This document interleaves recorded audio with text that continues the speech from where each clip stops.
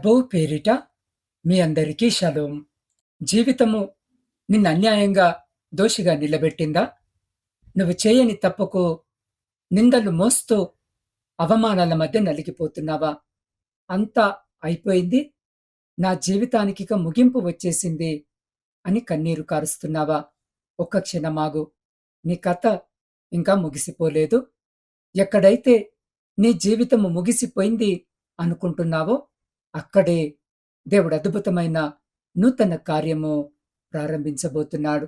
ఈ ప్రశాంతమైన ఉదయకాల సమయంలో మన కొత్త నిబంధన మహాధ్యానముకు ఆత్మీయ కుటుంబ సభ్యులందరికీ నా హృదయపూర్వక ఉదయకాలపు శుభాలను, వందనాలను తెలియజేస్తున్నాను. ప్రభువైన యేసు క్రీస్తు శ్రేష్టమైన నామములో మీ అందరికీ స్వాగతం. ఈ ఉదయం దేవుడు నీతో ముఖాముఖిగా మాట్లాడబోతున్నాడు. నీ నిరాశను శాశ్వతముగా దూరము చేసి నీ హృదయంలో ఒక నూతన ఆశను, అద్భుతమైన ధైర్యాన్ని నింపబోతున్నాడు. ఈరోజు మనము దేవుని వాగ్దానముతో సంపూర్ణమైన విశ్వాసముతో ప్రారంభిద్దాం. నా వెంట నాతో కలిసి పూర్తి నమ్మకముతో ఈ విశ్వాస ప్రకటనలను చేయండి. ఈరోజు నేను భయపడను, ఎందుకంటే నా ప్రభు నాతో ఉన్నాడు. నా పరిస్థితులు మారకపోయినా నా దేవుని పైన నా విశ్వాసం మారదు. నా గతం నా భవిష్యత్తును నిర్ణయించదు. క్రీస్తే నా భవిష్యత్తును తన చేతిలో ఉంచుకున్నాడు. నేను ఒంటరి వాడిని కాదు. సిలువపై నా కోసము ప్రాణం అర్పించిన యేసు నాతో ఉన్నాడు. ఈరోజు నా జీవితంలో దేవుని కృప ముందుగా నడుస్తుంది. ఆయన ప్రేమ నన్ను విడిచిపెట్టదు. ప్రియులారా, ఈరోజు మీరు బలహీనముగా లేచినా పర్వాలేదు, కన్నీళ్లతో లేచినా పర్వాలేదు, మీ హృదయంలో సమాధానము లేకపోయినా పర్వాలేదు. దేవుడు మీ బలహీనతను చూసి మీ నుండి దూరము కావడము లేదు. మీరెక్కడ ఉన్నారో అక్కడికే ఆయన వస్తున్నాడు. ఈ సందేశము మీ హృదయాన్ని తాకితే, దేవుని వాక్యము మరొకరి జీవితానికి చేరాలని కోరుకుంటే ఈ వీడియోను లైక్ చేయండి, నా ఛానల్ని సబ్స్క్రైబ్ చేసుకోండి. ఎందుకంటే మీ ఒక చిన్న స్పందన కూడా దేవుని వాక్యాన్ని మరొకరి ఇంటికి తీసుకెళ్లడానికి ఒక మార్గముగా మారవచ్చు. ఇప్పుడు మన తలలను వంచి మన హృదయాలను దేవుని సన్నిధిలో ఉంచి ఉదయకాల ప్రార్థనలోనికి వెళదాం. మహాపరిశుద్ధుడా, ప్రేమగల మా పరలోకపు తండ్రి, ఈ నూతన ఉదయాన్ని బట్టి మీకు కోట్లాది స్తుతులు, స్తోత్రాలు, వందనాలు. దేవా, నిన్నటి రాత్రంతా మీ కృప రెక్కల క్రింద మమ్మల్ని భద్రపరిచి సజీవ లెక్కల్లో నిలిపి ఈ నూతన దినాన్ని మాకు అనుగ్రహించినందుకు ధన్యవాదాలు. అయ్యా, ఈ వాక్యము వింటున్న నా సహోదరుడిని, నా సహోదరిని మీ చేతులకు అప్పగిస్తున్నాను. ఎవరైతే తీవ్రమైన మానసిక వేదనతో, అప్పుల భారముతో, అవమానముతో, భవిష్యత్తు భయముతో ఈ ఉదయం కన్నులు తెరిచారో వారందరితో మీ పరిశుద్ధాత్మ ద్వారా నేరుగా మాట్లాడండి. వారి అంతరంగంలో ఒక నూతన జీవాన్ని, ఆశను నింపండి. ఈ సందేశము వారి హృదయాలకు ఔషధముగా మార్చుమని యేసు క్రీస్తు శ్రేష్టమైన నామములో ప్రార్థించి అడిగి పొందుకొని ఉన్నాము మా పరమ తండ్రి. ఆమెన్.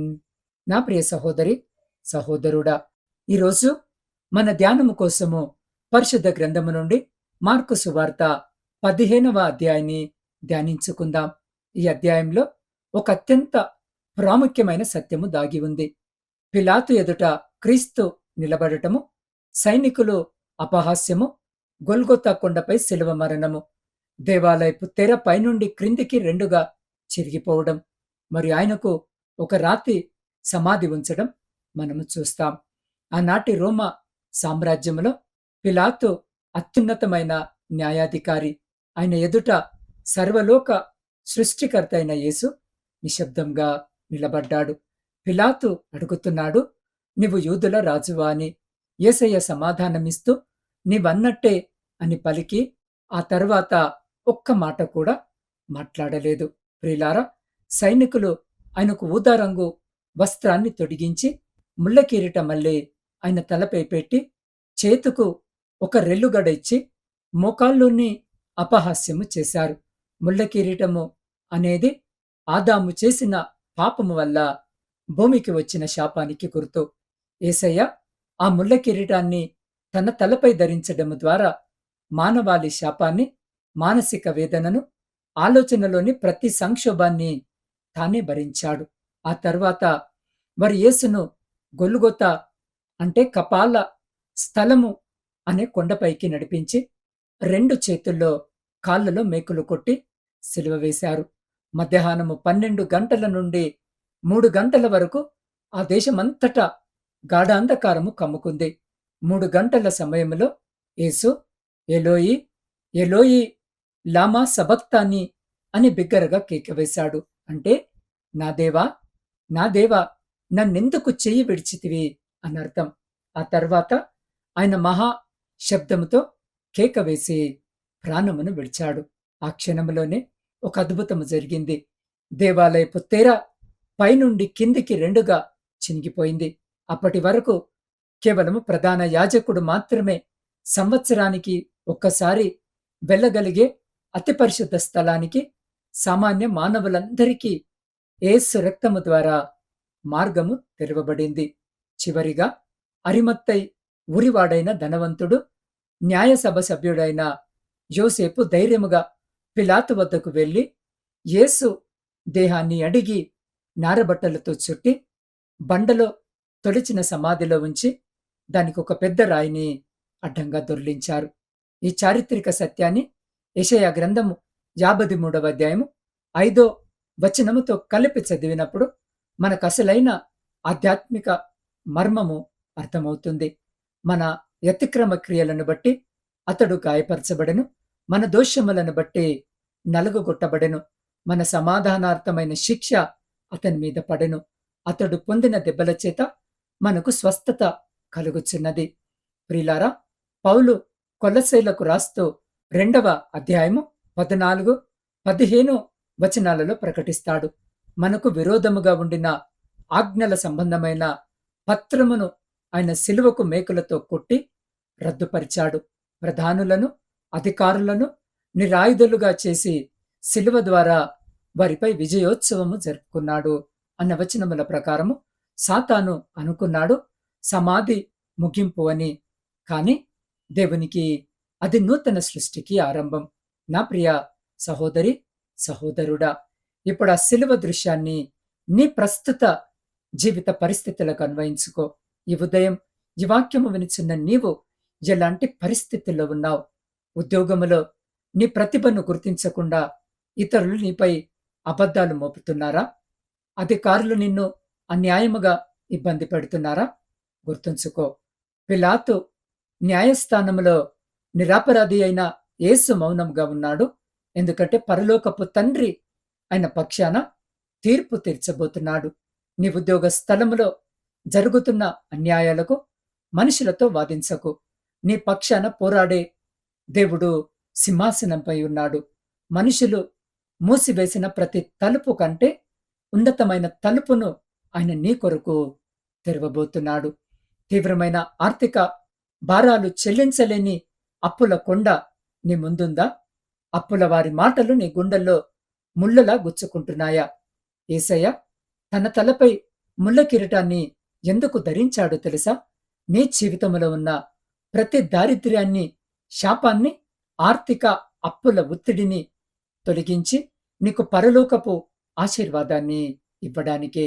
ఆయన ధనవంతుడై ఉండియు నీవు ఆయన దారిద్ర్యము వలన ధనవంతుడవు కావాలని తనను తాను దరిద్రునిగా చేసుకున్నాడు. ఈ ఉదయమే దేవునిపై భారము మోపు. అద్భుతమైన రీతిలో నీ అప్పుల నుండి విడుదల పొందే మార్గాలను దేవుడు నీకు అనుగ్రహించబోతున్నాడు. నా ప్రియ సహోదరి, సహోదరుడా, శరీరంలో దీర్ఘకాలిక వ్యాధులతో డాక్టర్ల నివేదికలను చూసి భయపడుతున్నావా? గొల్గొతా సిలువలో ఆయన పొందిన ప్రతి కొరడ దెబ్బ నీ శరీరానికి సంపూర్ణ స్వస్థతను తెచ్చింది. రోగమనేది చివరి మాట కాదు.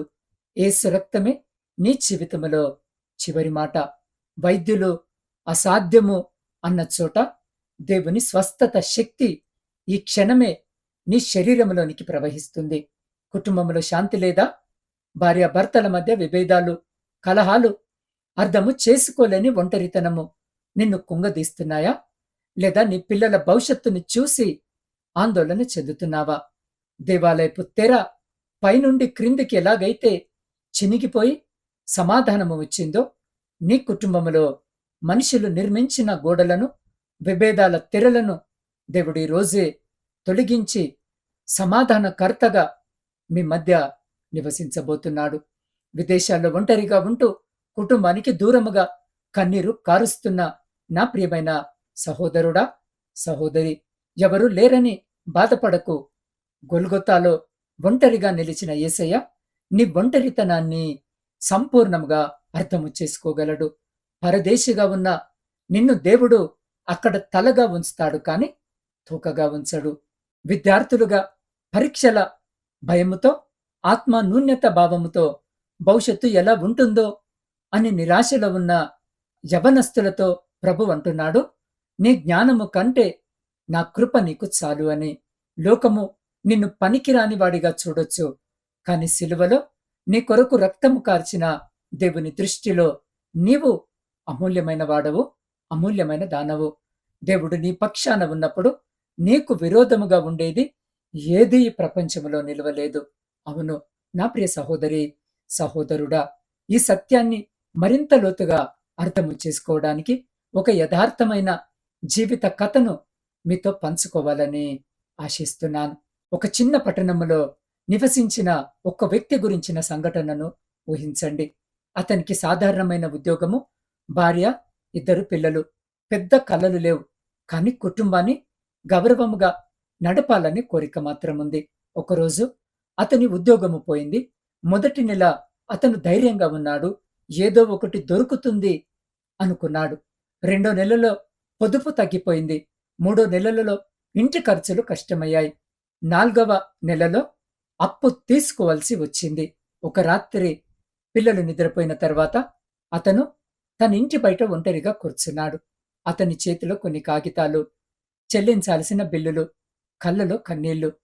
అతని భార్య నిశ్శబ్దముగా తన దగ్గరికి వచ్చి తన పక్కనే కూర్చుంది.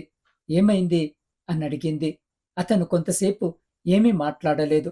తర్వాత నేను మంచి తండ్రిగా ఉండలేకపోతున్నానేమో అని తన భార్యతో అన్నాడు. ఆ మాట చెప్పగానే అతని గొంతు విరిగిపోయింది. అతని భార్య ఒక్క మాట మాత్రమే చెప్పింది, మన దగ్గర డబ్బు తగ్గి ఉండవచ్చు, కానీ దేవుడు మనకు తోడుగా ఉన్నాడు అని.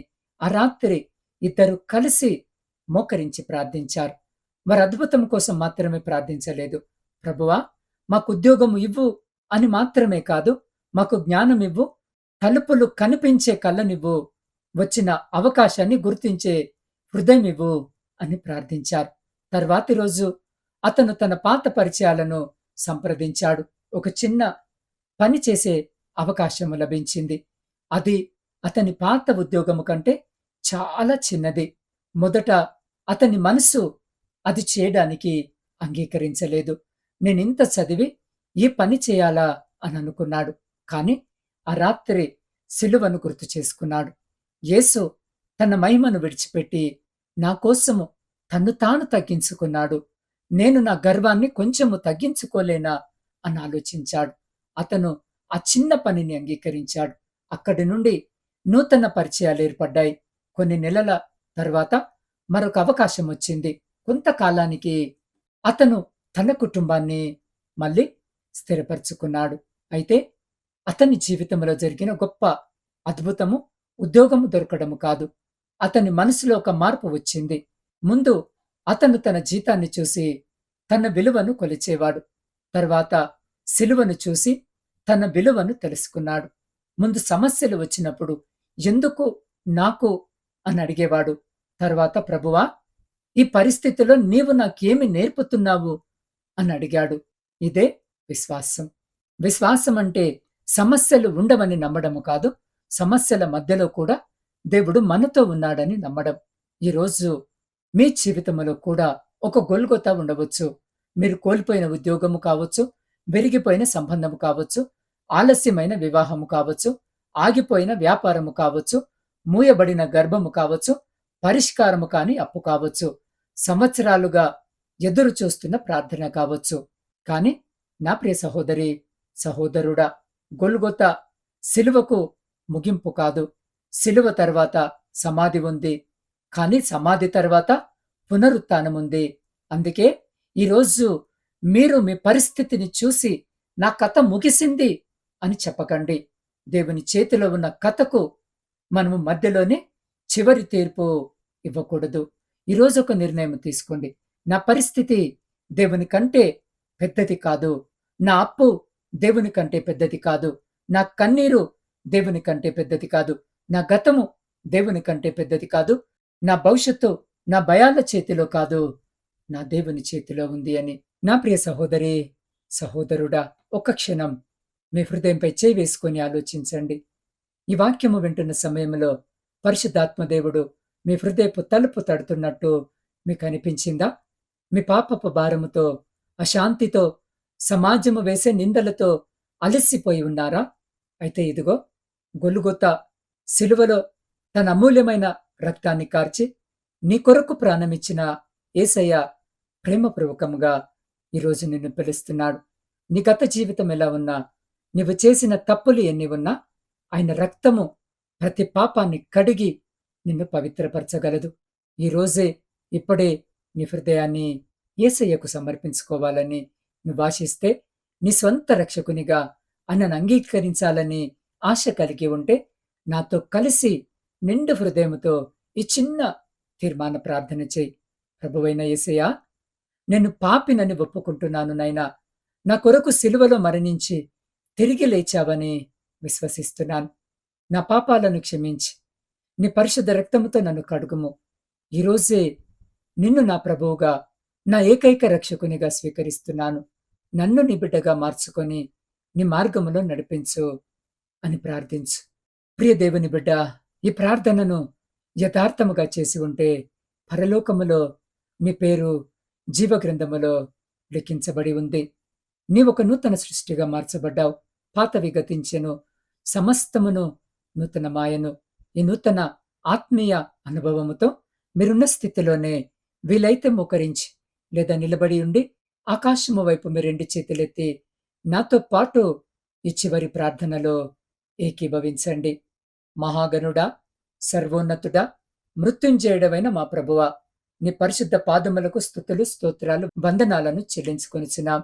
అయ్యా, సిలువలో నీవు కార్చిన ప్రతి రక్తపు పొట్టు ద్వారా మాకు విడుదల, సమాధానము, నిత్య జీవాన్ని ఇచ్చినందుకు కృతజ్ఞతలు. తండ్రి, ఈ ఉదయము నా ఆధ్యాత్మిక కుటుంబ సభ్యులందరిపై నీ జీవము గల ఆశీర్వాదాన్ని ప్రకటిస్తున్నాను. ఎవరైతే ఆర్థిక సమస్యలతో, అప్పుల భారముతో నలిగిపోతున్నారో వారి అప్పుల బంధకాలను ఈ క్షణమే సిలువ రక్తము ద్వారా రద్దు చేయండి. వారి చేతి పనులను, వ్యాపారాలను ఆశీర్వదించండి. గర్భఫలము కోసము కన్నీటితో ఎదురుచూస్తున్న బిడ్డలను కనికరించి ఈ సంవత్సరములోనే వారి ఒడిని సంతాన భాగ్యముతో నింపుదువు గాక. దీర్ఘకాలిక రోగాలతో, క్యాన్సర్, గుండె జబ్బులు, నరాల బలహీనత, శరీర నొప్పులతో బాధపడుతున్న ప్రతి ఒక్కరి శరీరంలోనికి నీ స్వస్థత బాహువును చాపండి. నువ్వు పొందిన దెబ్బల ద్వారా వారికి పరిపూర్ణ విడుదల కలుగునుగాక. విరిగిపోయిన కుటుంబాలను సమాధానపరచండి. భార్యాభర్తల మధ్య ఉన్న విభేదాల గోడలను పడగొట్టి ప్రేమను పునరుద్ధరించండి. పిల్లలకు దైవిక జ్ఞానాన్ని, పరీక్షలలో ఉత్తమ విజయాలను దయచేయండి. నిరుద్యోగులకు మంచి ఉద్యోగ ద్వారాలను తెరవండి. దేశ సరిహద్దులలో నిలబడి రక్షణ కల్పిస్తున్న అయా సైనికులను నీ భద్రతలో ఉంచండి.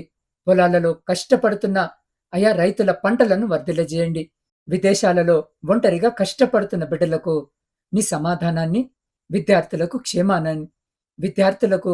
క్షేమాన్ని అనుగ్రహించండి. ఈరోజు జన్మదినాలు, వివాహ వార్షికోత్సవాలు జరుపుకుంటున్న బిడ్డలను నూతన కృపతో నింపండి. ప్రయాణాలలో ఉన్నవారికి నీ దూతల కావలిని దయచేయండి. నీ పరిచర్యలో నమ్మకముగా సేవ చేస్తున్న సేవకులను నూతన ఆత్మీయ అభిషేకముతో బలపరచండి. అయ్యా, మా దేశంలో, ప్రపంచమంతటా నీ శాంతిని నెలకొల్పండి. ఈ రోజంతా నా ప్రియ విశ్వాస కుటుంబ సభ్యులు వెళ్లే ప్రతి స్థలంలో వారి మార్గాల్లోని ప్రతి అడ్డంకి తొలగిపోయి నీ జయము వారి వెంట ఉండజేయమని నజరేయుడైన యేసు క్రీస్తు అతి పరిశుద్ధ నామములో ప్రార్థించి స్తుతించి అడిగి పొందియున్నాము మా పరమ తండ్రి. ఆమెన్. నా ప్రియ దేవుని బిడ్డలారా, నిరాశను విడిచిపెట్టి ఈ రోజును సంపూర్ణ ధైర్యముతో, విజయ భావముతో ప్రారంభించండి. దేవుడు మీతో ఉన్నాడు. ఈ సందేశము మీ హృదయాన్ని తాకి మీ ఆత్మలో విశ్వాసాన్ని నింపినట్టయితే వెంటనే ఈ వీడియోను లైక్ చేసి నా ఛానల్ని సబ్స్క్రైబ్ చేసుకోండి. క్రింద ఉన్న కామెంట్ సెక్షన్లో ఆమెన్ అని రాసి దేవుని పట్ల మీ విశ్వాసాన్ని ప్రకటించండి. ప్రియులారా, ఈ వీడియోను కనీసము మీ 3 ఆత్మీయులకు లేదా స్నేహితులకు వాట్సాప్ ద్వారా పంపించి వారికి కూడా ఆశీర్వాదకరముగా ఉండండి. మీ వాట్సాప్ స్టేటస్లో కూడా షేర్ చేసి దేవుని సువార్త పరిచర్యలో మీరు పాలి భాగస్థులుగా అవ్వాలని కోరుకుంటున్నాను. మీకు ఇంకేమైనా వ్యక్తిగత ప్రార్థన అవసరతలు ఏమైనా ఉంటే స్క్రీన్పై కనిపిస్తున్న నా వాట్సాప్ నంబర్కు సందేశము ద్వారా మీ సమస్యలను తెలియజేయండి. లేదా నేరుగా మీ ప్రార్థన అవసరతలను తెలియజేసినట్టయితే నేను మీ కొరకు నిరంతరము ప్రార్థిస్తాను. రేపటి ఉదయకాల వాగ్దాన సందేశములో మార్కు సువార్త 16వ అధ్యాయము ద్వారా సమాధిని గెలిచిన యేసయ్య పునరుత్థాన శక్తి మన దైనందిన జీవితంలో ఎలాంటి అద్భుతమైన మార్పును, విజయాన్ని తెస్తుందో లోతుగా ధ్యానించుకుందాం. అంతవరకు దేవుని కృప, సమాధానము మీ అందరికీ తోడైండునుగాక. ఆమెన్.